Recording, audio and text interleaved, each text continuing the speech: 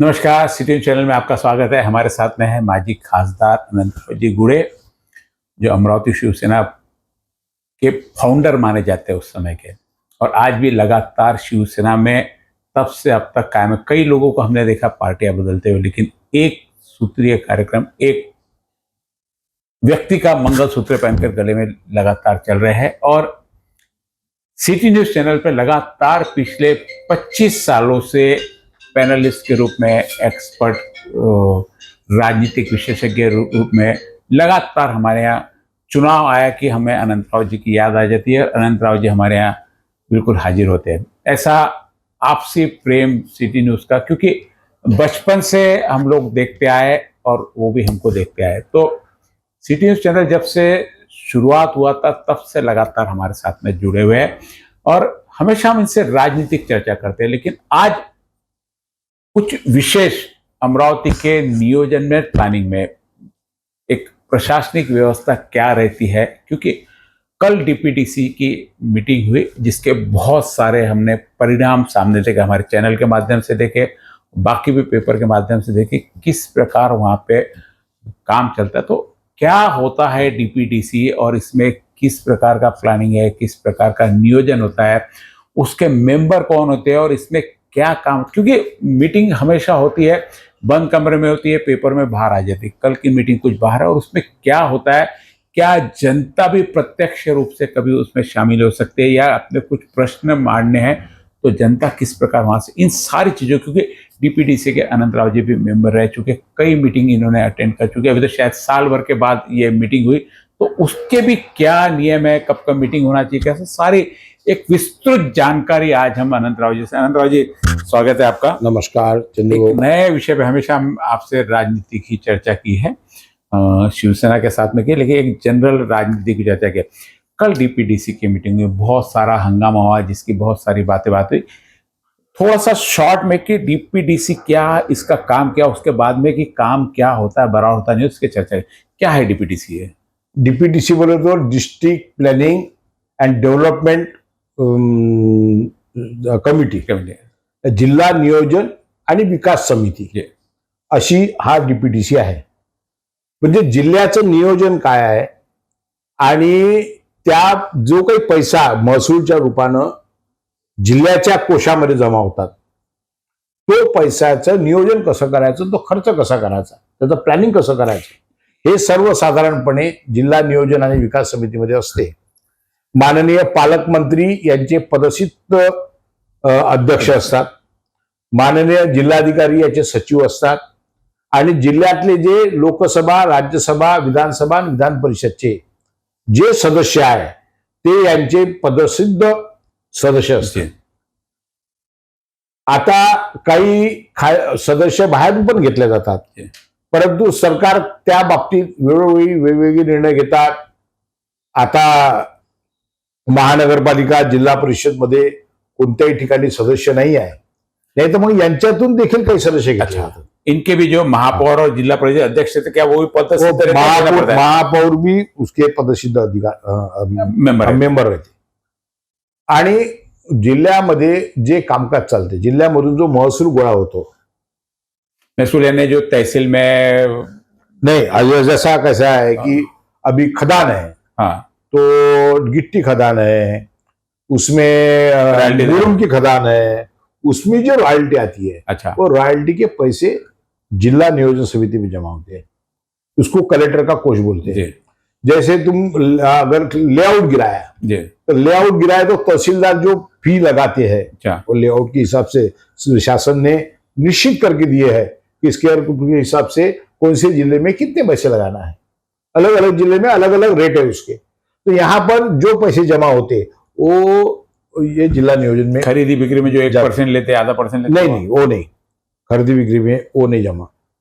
यहाँ उसके ऊपर अगर बिल्डिंग बनाई, प्लॉट एंड प्लॉट के ऊपर बिल्डिंग बनाई, तो अब महानगर पालिका में अगर आप देखेंगे तो एक महापालिका का हेड और उसके नीचे सरकार का हेड, अच्छा, वो जो पैसे वो भी नियोजन में जमा होते हैं. अच्छा. ऐसा करके 300-350 करोड़ रुपए साल के अमरावती जिले का बजट है, और उसमें फिर सारे मेंबर्स लेके क्या नियोजन करना है, क्या है, ये ठहराते.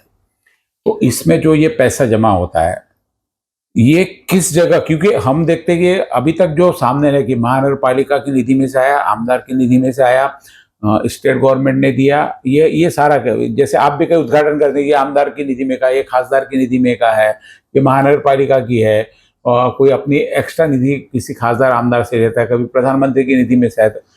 तो ये जो निधि है, इसका सारा खर्चा करने का अधिकार क्या जितने आपके जनप्रतिनिधि, इनको अलग अलग निधि बांटी जाती है इनके लिए? नहीं, वैसा नहीं है चंदू। ये हर का क्षेत्र बटा हुआ है। जी केंद्र सरकार ने क्या करना है, जी, जैसे नेशनल हाईवे है, तो नेशनल हाईवे जो है वो केंद्र सरकार के में है।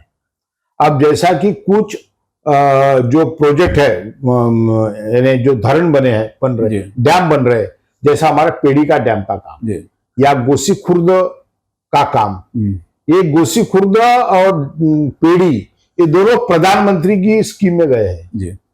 तो इसके ऊपर जो खर्चा होगा या जो पैसे मिलेंगे वो केंद्र सरकार से मिलेंगे। अब इस साल में बजट में सिंचन के लिए बहुत पैसे होना था, केवल 600 करोड़ रुपए मिले। तो ये जो मिले ये केंद्र सरकार की स्कीम है, इस पे मिलती।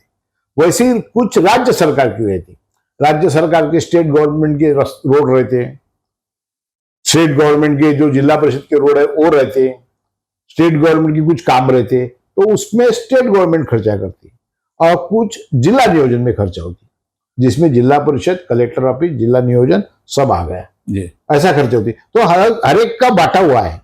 जो इनकम होती, जो रेवेन्यू आता, जो महसूल आता, वो महसूल भी अलग अलग जगह से अलग अलग खाते में चले जाता। जैसा जीएसटी है, तो जीएसटी का आधा पैसा राज्य सरकार में, आधा पैसा केंद्र सरकार में। तुमने जीएसटी में लिखा हुआ, दो जीएसटी और स्टेट जीएसटी, आप देख लो। तो एक राज्य सरकार में, एक केंद्र सरकार में। तो जो राज्य केंद्र सरकार को जाते हैं वो महाराष्ट्र से हर 3 महीने का जो हिसाब लगता है, 3 महीने का, 4 महीने का, 1,74,000 करोड़ जा रहे हैं। वैसे राज्य सरकार के पास भी आते उतने पैसे, तो वहां जमा होते। जैसे एक्साइज है, एक्साइज का पैसा आता, वो राज्य सरकार के पास डायरेक्ट जाता। तो ऐसे कुछ हर एक के जो इनकम सोर्सेस है वो निश्चित हुए हैं। केंद्र सरकार के इनकम सोर्सेस, राज्य सरकार के इनकम सोर्सेस और जिले के इनकम सोर्सेस निश्चित हुए हैं। उनको वो अधिकार दिए है और इसी प्रकार से वो बराबर वसूली होती रहती है। अब जैसे 8 विधायक हो गए, फिर विधान परिषद के सदस्य हो गए, राज्यसभा के और लोकसभा की, ये सारे इसके मेंबर है। अब इसका जो प्लानिंग होता, खर्चे का डिस्ट्रीब्यूशन कैसा करते, फिर ये कहाँ की, जैसे आपने बता दिया, तो इनका खर्चे का हेड कौन सा है, ये कहाँ अपने पैसे को ये करते खर्चा, रोड, नाली, स्वास्थ्य? कैसा है कि जैसा विधानसभा में सारे मेंबर को निधि मिलता जी, लेकिन राज्य सरकार सभी मेंबर को एक समान निधि देते हैं जी, एक निश्चित किया हुआ है। लेकिन वो देने के बाद भी, वो रहने के बाद भी जो सरकार के आमदार है जी, उनको अलग से पैसे देते हैं। दूसरे आपने देखे होंगे, अलग से पैसे, ये हमारे आमदार है करके सरकार उनको अलग से भी पैसे देती है। वैसा भी जिला नियोजन में है जी। जिला नियोजन में आप काम बोलो, काम डालो। अच्छा, अगर आप सत्तारूढ़ पार्टी के हो तो आपका काम अप्रूवल, तो आपको अप्रूवल जल्दी मिल जाता है। आपको अगर सपोर्टेड कर रहे हैं तो जल्दी मिल जाता। आप अपोजिशन में है तो फिर आप धक्के खा के, लेकिन कोई इमरजेंसी काम रहा तो बोलना ही पड़ता, देना पड़ता। ये जो तीर्थ स्थल योजना है, अ वर्ग तीर्थ स्थल, ब वर्ग तीर्थ स्थल, क वर्ग तीर्थ स्थल, तो हर एक आमदार के अपने अपने एरिया में तीर्थ स्थल है। जैसे यशोमती ताई जी ठाकुर है तो वहाँ मोजरी है, ऐसा है। जैसा रवि राणा है तो उनके इसमें कोंडेश्वर है। ऐसे तीर्थ क्षेत्र रहते हैं, तो फिर उनको भी टर्म बाय टर्म हर साल में डेवलपमेंट के लिए अलग अलग नियोजन में से पैसे मिलते हैं। यानी स्थानिक डेवलपमेंट जिसका स्टेट के तरफ ध्यान नहीं जाता, वहाँ जिला नियोजन और इनका ये प्लानिंग करके उसको डेवलपमेंट का काम करते हैं। अब ये सारे काम निश्चित रूप से ये जो प्रतिनिधि वहाँ बैठते हैं, जो सदस्य है, वो अपने ले जाते हैं। कुछ सदस्य नॉमिनेट भी होते हैं, वो कैसे होते हैं? नहीं नहीं, किसी को पैसे ऐसे हाथ में नहीं मिलते। नहीं ऐसा तो थोड़ी है। ये देना पड़ेगा ना कि भाई ऐसा है, उसकी सिस्टम है। अगर तुम्हारा काम है तो काम किस डिपार्टमेंट की तरफ आता है, अच्छा समझो जिला परिषद का रास्ता है या तो उसका एस्टिमेट बनाते, प्लानिंग बनाते। यानी ये निधि जिला परिषद को देंगे, जिला परिषद के जिला परिषद को देंगे, बीआईसी को देंगे, बांधकाम विभाग एजेंसियों को देंगे काम करने के लिए। हाँ, समाज कल्याण को देंगे। यानी सिंपल थिंकिंग है। मैं आपको एक उदाहरण बताता हूँ कि जो कोष बनता है, कोषा तो अपने यहाँ पाड़े में वो रेशम ना रेशम उद्योग लगाया हुआ है। वो रेशम कीड़े जो बनते हैं उसमें से जो रेशम निकालते हैं, तो उनको भी पैसे उसमें से पैसे मिलते हैं। अच्छा, और उनमें से पैसे मिलने के बाद उन्होंने क्या काम किया वो भी साल भर में अगले साल देखा जाता है कि भाई हमने आपको इतने पैसे दिए थे। जैसा डैम बनाया सरकार ने, डैम बनाने के बाद डैम का काम पूरा हो गया और फिर वहां कोई उस आमदार की इच्छा होंगी यहाँ मस्त सुंदर सौंदर्यीकरण करना है, तो फिर जिला नियोजन की तरफ से वो पैसे मांगते हैं उसके लिए। तो वो फिर कैसा कैसा काम होता है वो देखने का काम वो डिपार्टमेंट का है, जो जिस डिपार्टमेंट की तरफ काम है। फिर उसमें सार्वजनिक बांधकाम विभाग है, समाज कल्याण है, जिला परिषद है, बाकी के सारे विद्युत मंडल है, बाकी के कोई काम है, हर को उसमें से पैसे उनके तरफ दिए जाते और वो उसका काम का इम्प्लीमेंटेशन करते। तो इसकी मीटिंग क्या साल में एक बार होती है, 3 महीने में होती है, हर महीने होती है, कोई ऐसा कुछ नियमावली है? क्योंकि अभी पहले तो महीने ने 2-2 महीने में मीटिंग हो जाती थी। बराबर है। अभी कम से कम साल भर बाद मीटिंग हुई है। कम से कम 4 मीटिंग साल में होना चाहिए जी। इसकी जिम्मेदारी कलेक्टर की होती है? लेकिन नहीं, कलेक्टर की नहीं, इनकी सारी जिम्मेदारी पालक मंत्री की तरफ है। जी। कलेक्टर सचिव है जी। कलेक्टर को बोलेंगे मैं इस दिन आ रहा हूं तो उनको मीटिंग रखना पड़ता। ये जिम्मेदारी पालक मंत्री को है। पालक मंत्री की जिम्मेदारी है कितने पैसे आए हैं, कितने पैसे बांटना है, कौन कौन से हेड में बांटना है, किसी के काम आए हैं वो कितने महत्वपूर्ण है, ये बराबर देखने के लिए पालक मंत्री की जिम्मेदारी है। इसीलिए जिले का पालक मंत्री चाहिए। ये सरकार में क्या हुआ, पिछले 1 साल में माननीय फडणवीस, देवेंद्र फडणवीस पालक मंत्री थे, उन्होंने मीटिंग नहीं लगाया। फिर माननीय चंद्रकांत पाटिल आए, 2-3 महीने तो एक बार आते, 2 घंटे की मीटिंग लगती, चले जाते, और 2 घंटे में अभी परसों की दिन की जो मीटिंग हुई झगड़े में गई। नहीं, मैं ये पूछा था कि वहां पे जो सदस्य है सारे के सारे, आपने जितना बताया स्थानीय काम जो रहते वो है, अब ये सारे काम यहाँ पे नियोजन प्लानिंग केवल काम ही नहीं है। हाँ। अगर हमको राज्य सरकार को कोई ठराव भेजना है, अच्छा, तो वो भी जिला नियोजन समिति भेजती। समझो मैंने यहाँ इतने पैसे चाहिए, जो पैसे हमारे जिला नियोजन में नहीं, बड़ा काम है, 200-400-500 करोड़ का है, हाँ, तो उसका प्लानिंग करके वो अच्छा पूरा ठहराव तो जिला नियोजन में बनता है। जिला नियोजन में ठहराव बनता है।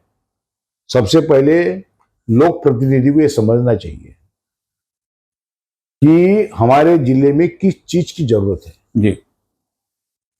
जैसे पीढ़ी धरण अभी है, पीढ़ी धरण का काम बंद पड़ा है, तो पीढ़ी का काम अगर होना चाहिए तो हमें कितने करोड़ चाहिए, इसकी डिमांड जिला नियोजन से राज्य सरकार को जाना चाहिए, क्योंकि वो केंद्र का प्रोजेक्ट है, तो राज्य सरकार वो केंद्र को भेजेंगी। ये प्रॉपर चैनल है।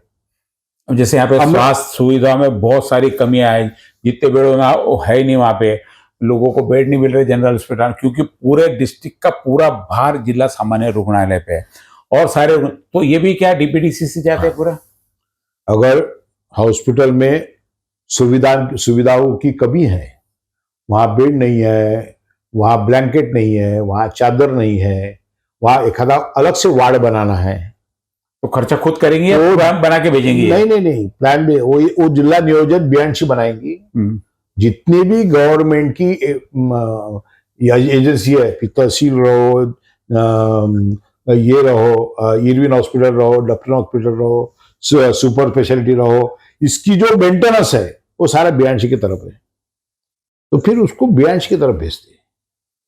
और बयान से उनकी क्या डिमांड है। अगर बड़ी बिल्डिंग बनाना है, जैसे डफरिन हॉस्पिटल को अभी बनाया है, तो वो राज्य सरकार ने पैसे दिए, उसकी में भी कितने करोड़ तक काम के अधिकार, हाँ ये होगा, ये जिला नियोजन को है, कितने करोड़ तक काम के अधिकार राज्य सरकार को ये ठहरा हुआ है।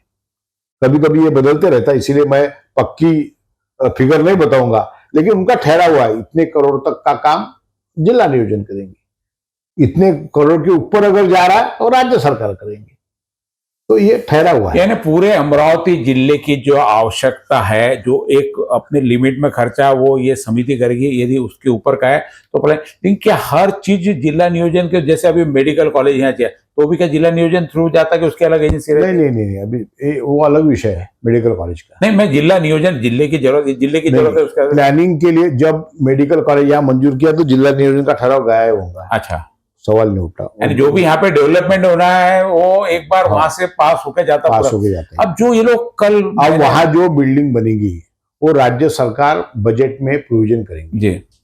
अब वहां बिल्डिंग बनेगी, वहां जो डॉक्टर आएंगे उनकी सैलरी है, ये सब धीरे धीरे ये सब जो है वो स्टेट गवर्नमेंट का ये करेंगी, तो उनका वो काम है, वो करेंगी। जैसा अमरावती जिले में जिला परिषद के टीचर्स है, उनकी सैलरी जो है तो राज्य सरकार की, उसकी तरफ जिला नियोजन का काम नहीं रहता।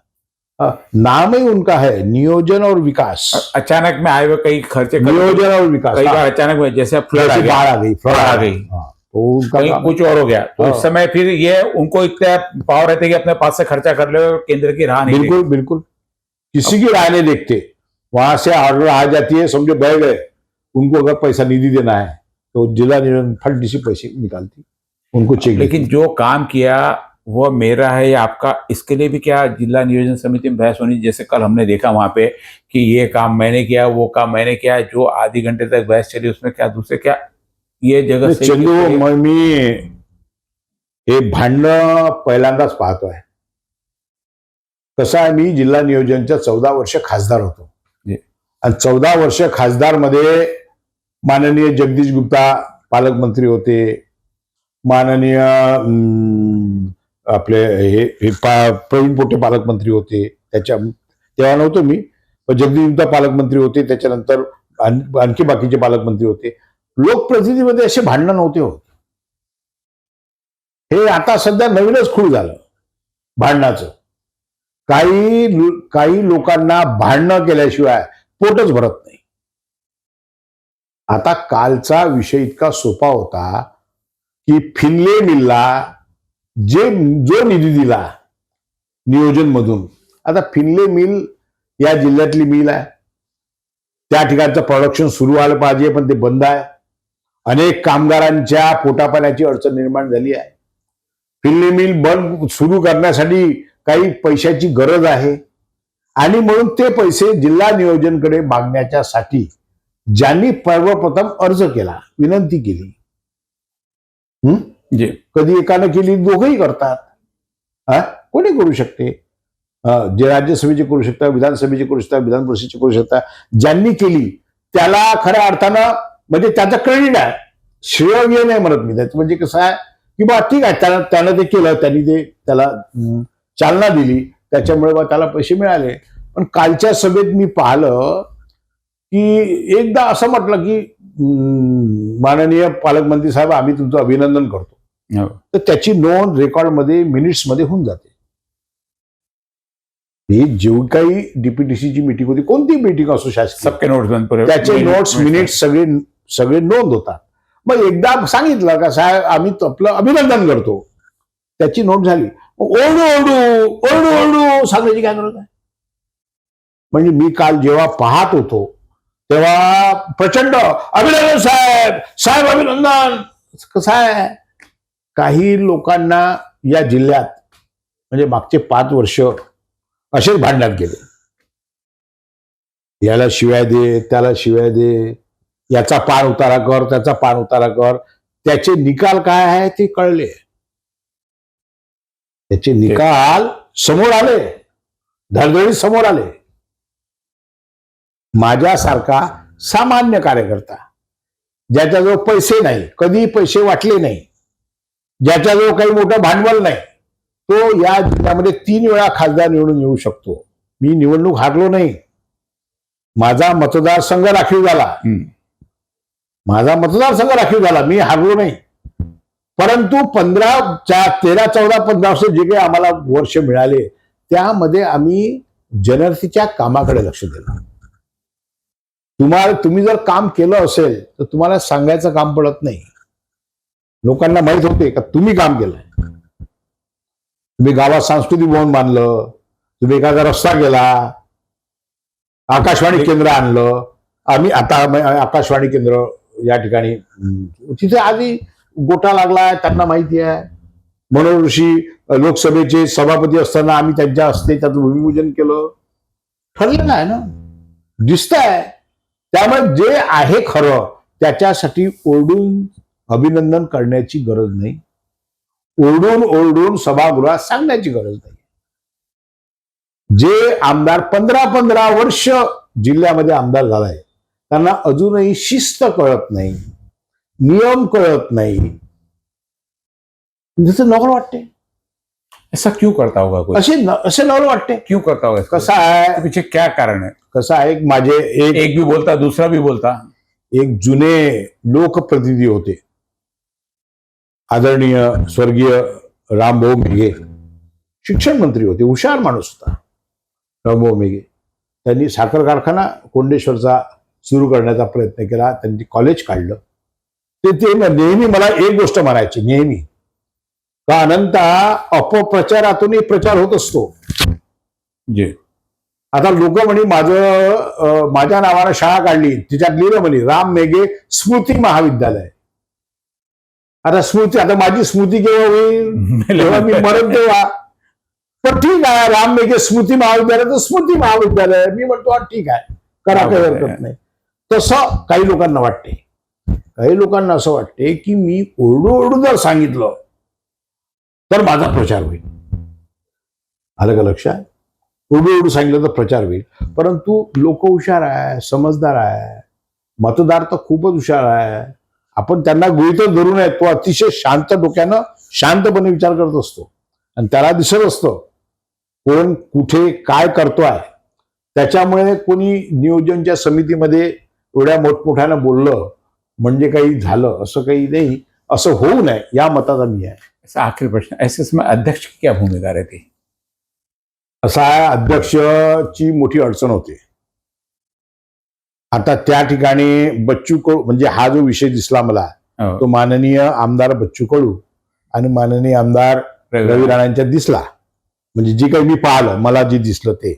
आता बच्चू कडू ही सरकारला सपोर्ट करणारे आहे आणि हे सपोर्ट करणारे आहे.